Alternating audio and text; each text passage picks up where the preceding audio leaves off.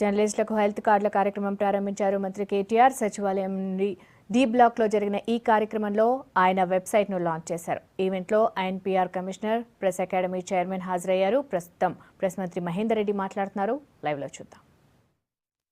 AC బస్సులో ఉంటే తప్పకుండా ఇప్పిస్తాం, లేకుంటే దాంట్లో కూడా మీటింగ్ పెట్టి మరి ఎందుకంటే మీకు ఎంత చేసినా తప్పకుండా జర్నలిస్టులు అంటే గౌరవం ఉన్నది మాకు.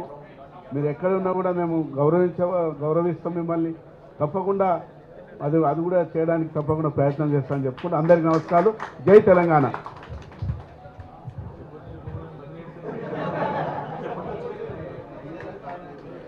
ఇప్పుడు మన ఐటీ మరియు పంచాయతీరాజ్ మినిస్టర్ శ్రీ కేటీ రామారావు గారికి వారి సందేశం ఇవ్వాల్సిందిగా కోరుతున్నాం. జై తెలంగాణ. ఇంత నిరుత్సాహం ఉంటారు అనుకోలేదు. ఇంత మంచి కార్యక్రమం. మీరు నిరుత్సాహం ఉంటే అదే నేను చూస్తా ఉన్నాను. నారాయణ మాట్లాడినప్పుడు, మహేందర్ అన్న మాట్లాడినప్పుడు, కమిషనర్ గారు మాట్లాడినప్పుడు ఆ ఉత్సాహం ఎందుకో కనబడతలేదు. ఇప్పుడు ఇంగ్లీష్లో ఒక మాట అంటారు, బొకేస్ అండ్ బ్రిక్ బ్యాట్స్ అంటారు. అంటే మంచి పని చేసినప్పుడు బొకే ఇవ్వాలి, ఏమైనా అంత మంచి పని కాకుండా ఏదైనా వేరే రకమైన పని చేస్తే you can always throw brick bat, మమ్మల్ని విమర్శించవచ్చు.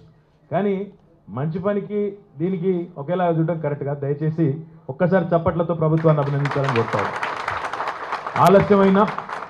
ఆలస్యమైన ఒక మంచి కార్యక్రమానికి శ్రీకారం చుట్టినందుకు ముఖ్యంగా ఐఎన్పీఆర్ కమిషనర్ గారికి, గౌరవ ముఖ్యమంత్రి గారికి, వారే ఈ శాఖకు మంత్రిగా ఉన్నారు, వారికి మీ అందరి తరఫున, మా అందరి తరఫున, ఎందుకంటే రోజు తెల్లారులేస్తే కలిసేది మేము కాబట్టి మేము ప్రతిరోజు కలిసినప్పుడు గతంలో ఉద్యమంలో కలిసి పనిచేసిన సాన్నిధ్యంతో మిత్రులు మీరు పడే బాధ చూడలేక, కక్కలేక, మింగలేక నానా అవస్థలు.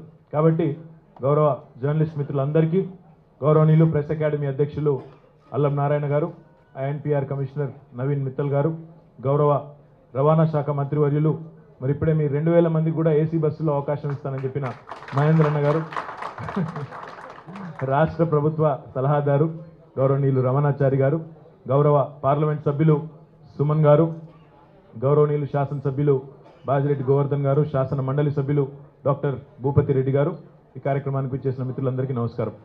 మరి అల్లనారాయణ గారు చెప్పినట్టుగా కొన్ని సందర్భాల్లో కొన్ని కార్యక్రమాల వల్ల ఆలస్యం అయిండొచ్చు, కానీ అల్టిమేట్గా ఒక మంచి నిర్ణయం. నిజంగా చెప్పాలంటే భారతదేశంలోని ఏ ప్రభుత్వము, ఏ రాష్ట్రము చేయని ఒక మంచి కార్యక్రమాన్ని ఈరోజు కొత్త రాష్ట్రమైన తెలంగాణ ప్రారంభించుకున్నందుకు చాలా సంతోషంగా ఉంది. అయితే నారాయణ గారు చెప్పిన మాటలో ఒక వాస్తవం ఉంది. అదేమంటే మనకు ఆల్రెడీ చేసిన ప్రామిస్ కాబట్టి ఇంకా తొందరగా కాలేదు అనే ఒక బాధ ఉండవచ్చు, కానీ అట్ ద సేమ్ టైం ఒకసారి నేను నారాయణని కూడా కోరుతా ఉన్నా, మీ ప్రెస్ అకాడమీ తరఫున ఒక డెలిగేషన్ దయచేసి ఇతర రాష్ట్రాలకు కూడా పంపండి. అక్కడ ఏమున్నాయి సౌకర్యాలు, ఏం లేవో తెలుసుకుంటే నిజంగా కూడా తెలంగాణ ఇప్పటివరకు అన్ని రంగాల్లో, పారిశ్రామిక రంగం తీసుకున్నా, సంక్షేమ రంగం తీసుకున్నా, ఉద్యోగులకు మనం ఫ్రెండ్లీగా ఉండే విషయంలో తీసుకున్నా, ఇప్పటిదాకా భారతదేశంలోనే అత్యుత్తమమైన ప్రతి పాలసీని కూడా మనం తీసుకొని వచ్చినాం. కొత్త రాష్ట్రమైనప్పటికీ ఇతర రాష్ట్రాలకు ఆదర్శంగా ఉండే ప్రయత్నం చేసినాం. మరి జర్నలిస్టుల రంగంలో కూడా, జర్నలిస్టుల సంక్షేమం విషయంలో కూడా ఇంకా ఏదైనా రాష్ట్రం ఇంకా బాగా చేస్తూ ఉంటే తప్పకుండా ఆ ప్రాక్టీసెస్ కూడా మనం తీసుకొని వద్దాం. మీరు ఒక బృందాన్ని పంపి అధ్యయనం చేయించండి అని చెప్పి కూడా నేను కోరుతా ఉన్నా. అట్ ద సేమ్ టైం డెఫినెట్గా కొంత సమయం కొన్ని సందర్భాల్లో పడుతుంది. మాకు కూడా గవర్నమెంట్లోకి వచ్చేదాకా ప్రభుత్వాన్ని నడపడం అంటే మనం చెట్మంగ్ని ఫట్షాది అన్నట్టు మనం ఒక నిర్ణయం తీసుకోగానే తెల్లారి వరకు జీవో వచ్చేసి మరునాడు కార్డులు వచ్చేస్తాయని మేము కూడా అనుకున్నాం. కానీ ప్రభుత్వం నడపడం కొద్దిగా భిన్నంగా ఉంది. ఎందుకంటే అనుకున్నంత వేగంగా కొన్ని సందర్భాల్లో ఫైల్ కదలకపోవచ్చు, లేదా ఇంకా కొన్ని చిక్కుముళ్ళు ఉండొచ్చు, ఇతరత్ర సమస్యలు ఉండొచ్చు. ఇప్పుడు ఉదాహరణకు మన విషయమే తీసుకుంటే ఈరోజు లాంఛనంగా హెల్త్ కార్డుల ప్రక్రియ మనం ప్రారంభించుకున్నాం. చాలామంది మిత్రులు వెబ్సైట్ ప్రారంభం కాగానే మాకు ఎస్ఎంఎస్లు వస్తూ ఉన్నాయని చెప్పి ఇప్పుడే చూపెడతా ఉన్నారు. ఆ ఎస్ఎంఎస్ వచ్చిన మిత్రులందరూ కూడా మీరు వెంటనే ఆ వెబ్సైట్లోకి లాగిన్ అయ్యి మీ వివరాలు సరిగ్గా ఉన్నాయా లేవా, మీ కుటుంబ సభ్యుల వివరాలు అందులో ఎంటర్ చేసి ఉన్నాయా లేవా, అవి చూసుకొని అప్డేట్ చేసి వెంటనే ప్రింట్అవుట్ తీసి మరి దాన్ని వినియోగించడం కూడా ప్రారంభించవచ్చు అని చెప్పి నేను మీకు విజ్ఞప్తి చేస్తూ ఉన్నా. రెండవది, దయచేసి మీడియా మిత్రులందరికీ, జర్నలిస్ట్ మిత్రులందరికీ విజ్ఞప్తి, ఈ ప్రభుత్వం తారతమ్యాలు, అదే రకంగా ఒకరిని ఒక రకంగా ఇంకొక రకంగా చూసే ప్రభుత్వం కాదు. అది మీకు బాగా తెలుసు. గౌరవ ముఖ్యమంత్రి గారు ఒక మాట ఇస్తే ఆ మాట ఖచ్చితంగా నిలబెట్టుకునే సంకల్పంతో ఉండే వ్యక్తి కాబట్టి తప్పకుండా జర్నలిస్ట్ మిత్రులందరికీ కూడా వస్తాయి, తప్పకుండా కార్డులు అందరికీ వస్తాయి. ఈ విషయంలో రాని వాళ్ళు ఇప్పటి నుంచి ఆందోళన పడి మళ్ళీ రకరకాలుగా వారో వీరు ప్రచారం చేయడం, ప్రభావితం చేయడం, వాటి వల్ల ఉద్వేగానికి లోను కావద్దని ఒక విజ్ఞప్తి. మూడవది, దేశంలోనే ఎక్కడా లేని మరి అంత యాక్టివ్ మీడియా మన దగ్గర ఉంది. అది మీకు నాకంటే బాగా మీకే తెలుసు. నాకు తెలిసి నేను వేరే రాష్ట్రాలు తిరిగినప్పుడు కానీ ఇతర ప్రాంతాలకు పోయినప్పుడు కానీ ఉత్తరప్రదేశ్ పోయినా నేను మొన్న మధ్యన ఒకసారి ఆ ముఖ్యమంత్రి గారు అన్నారు మనం బయటికి పోయి ప్రెస్ మాట్లాడదాంపా అన్నారు. అంటే నేను అనుకున్నా ఇట్లనే ఒక 50-60 కెమెరాలు ఉంటాయి, మనకు మిత్రులు పెద్ద ఎత్తున ఉంటారు అనుకున్నా. బయటికి పోయి చూస్తే ఇద్దరే ఉన్నారు, ముఖ్యమంత్రి గారి ప్రెస్ మీటు. నాకు అర్థం కాలేదు ఇదేం సార్ అంటే, ఏం లేదు బ్రదర్, మా దగ్గర ఎక్కువ అంత మీడియా యాక్టివిజం లేదన్నాడు. పాయింట్ ఏంటంటే మనం ఛానళ్ళు ఎక్కువై, పత్రికలు ఎక్కువై, మనలో మనం పోటీ ఎక్కువై కూడా కొన్ని సందర్భాల్లో ఆశించినంత వేగంగా పనులు జరగడం లేదనే బాధ కూడా ఉండుండొచ్చు కాక, కానీ ప్రభుత్వం దయచేసి మీరు గుర్తించాల్సింది మాకున్న పరిమితుల్లో, ఎందుకంటే ఇది కొత్త సంసారం, కుదురుకోవడానికి కొంత సమయం పట్టింది. నాకంటే బాగా సెక్రటరియట్లో ఉండే మీడియా మిత్రులకు తెలుసు. మా సెక్రటరీ గారు ఉదాహరణకి నేను గతంలో ఉన్న సెక్రటరీ గారు ఆయన 4 శాఖలు చూసేది, నేను 2 శాఖలు చూసేది. ఆయన అపాయింట్మెంట్ నేను తీసుకునే పరిస్థితి. కాబట్టి ఒక విచిత్రమైన పరిస్థితుల్లో మనం ఉన్నాం. కొత్తగా ఈ ట్రాన్సిషన్లో సంధికాలంలో ఉన్నాం కాబట్టి కొంత సమయం పట్టిన మాట వాస్తవం. అదేవిధంగా ఐఎన్పిఆర్ శాఖ కూడా గౌరవ ముఖ్యమంత్రి గారి దగ్గరే ఉన్నది. కాబట్టి ఆ విషయంలో కూడా మీరు అనుకున్నంత చొరవగా మరి ఒక మంత్రి గారు ఉంటే ఆ మంత్రి గారి దగ్గరికి మీరు పరిగెత్తుకుని పోయి 1-2 సార్లు ఎంబడబడి ఇంకా కొంత డెఫినెట్గా మీరు అనుకున్నంత సంతృప్తికరంగా చర్చలు కానీ ఇంకోటి కానీ ఎప్పటికప్పుడు ఆ పురోగతి మీకు తెలిసినా అసంతృప్తి ఉండకపోయేది. కానీ అల్టిమేట్గా మీకు చేసే విజ్ఞప్తి ఒకటే, ప్రెస్ అకాడమీ చైర్మన్ రూపంలో ఒక ఉద్యమకారుడే ఉన్నారు, ముఖ్యమంత్రి రూపంలో ఈరోజు ఒక ఉద్యమకారుడు మీతో కలిసిమెలిసి నడిచిన ఉద్యమ నాయకుడే ఉన్నారు. కాబట్టి అల్టిమేట్గా మీకు ఇచ్చిన ప్రతి వాగ్దానాన్ని నెరవేర్చే బాధ్యత ఈ ప్రభుత్వాన్ని తప్పకుండా తప్పకుండా త్రికరణ శుద్ధిగా చేస్తామని చెప్పి కూడా మీకు ఈ వాగ్దానం ఇస్తూ, రెండవది ఇప్పటిదాకా ప్రభుత్వం ఏ వర్గానికి ఇచ్చిన మాటను కూడా తప్పలేదు. మా ఆర్టీసీ మంత్రి గారు, రవాణా శాఖ మంత్రి గారు ఉన్నారు, 44% వారికి ఫిట్మెంట్ ఇవ్వడం జరిగింది ఆర్టీసీ కార్మికులకు.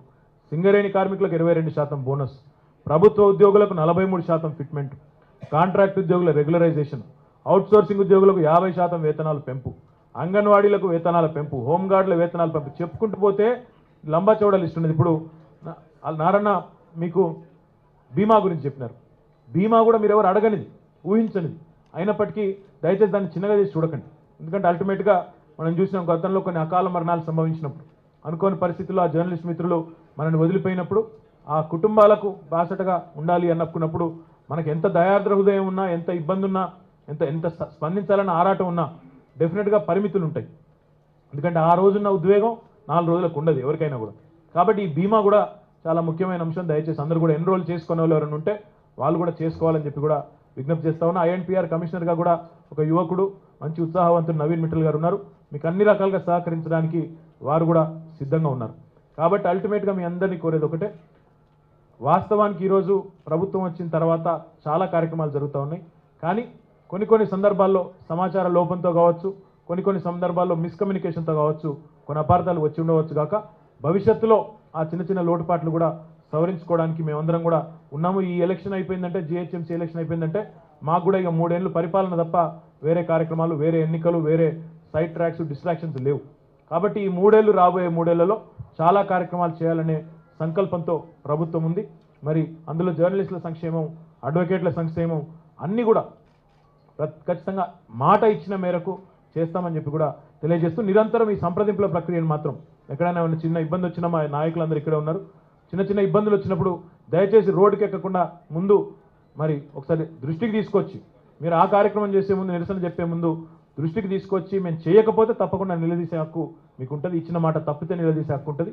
కాబట్టి దయచేసి మాకు ఉద్యమంలో ఎట్లా అయితే మిత్రులుగా, సోదరులుగా, సోదర భావంతో మాతో కలిసి నడిచారో భవిష్యత్తులో అదే రకంగా కలిసి నడుద్దామని చెప్పి కూడా మీకు విజ్ఞప్తి చేస్తూ, మరి ఈరోజు లాంఛనంగా ఈ కార్యక్రమాన్ని ప్రారంభించినందుకు ప్రెస్ అకాడమీ చైర్మన్ గారికి, ఐఎన్పిఆర్ కమిషనర్ గారికి, ఈ కార్యక్రమంలో పాల్గొనడానికి మమ్మల్ని ఆహ్వానించిన పెద్దలందరికీ, రమణాచారి గారికి ప్రధానంగా, వారు కూడా చాలా కష్టపడి ఈ కార్యక్రమాన్ని కొలికి తీసుకొచ్చారు, వారికి పేరు పేరున అందరికీ ఈ కార్యక్రమంలో పాల్గొన్న మిత్రులకు అభినందనలు, శుభాకాంక్షలు. జై తెలంగాణ.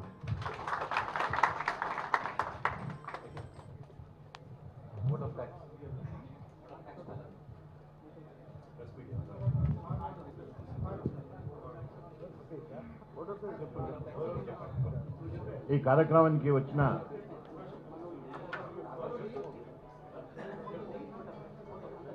మా వెనకాల ఉండి ఎప్పుడు మమ్మ వెన్ను తట్టుతూ మన ఈ జర్నలిస్ట్ అక్రిడేషన్లో కానీ పురోగతి ఎప్పటికప్పుడు తెలుసుకుంటూ మాకు చైతన్య రమణాచారి గారికి, మరి మేము పిలవంగానే ఈ కార్యక్రమానికి వచ్చిన ఐటీ శాఖ మంత్రి మన తారక రామారావు గారికి, మహేందర్ రెడ్డి గారికి, మరి ప్రెస్ అక్రిడేషన్లని పారదర్శకంగా మొట్టమొదటిసారి మేము దాన్ని నిర్ణయిస్తున్న కొద్దీ వెబ్సైట్లో పెట్టడం అయింది. 2 లిస్టులు అయిపోయినాయి. 3వ లిస్టు త్వరలో ఒక వారం రోజుల్లో అయిపోతున్నది. కనుక అక్రిడేషన్లది సంపూర్ణంగా అయిపోయిన తర్వాత ఇప్పుడు హెల్త్ కార్డుల విషయం, ఇది కూడా మీరు మొట్టమొదటిసారి, ఇదంతా చరిత్ర అని చెప్తే మీకు గమ్మత్తుగా ఉండొచ్చు, కానీ భారతదేశంలోనే ఇట్లాంటి హెల్త్ కార్డు లేదు. ప్రైవేటు వ్యక్తులకి వితౌట్ మనీ, ఒక పైసా కట్టకుండా అపరిమితమైన పెట్టి, అంటే మీకు ఎన్ని ఖర్చు అయితే అన్ని ఇచ్చేట్టుగా ఒక కార్డు ఇవ్వడం అనేది క్యాష్లెస్, తర్వాత అన్లిమిటెడ్.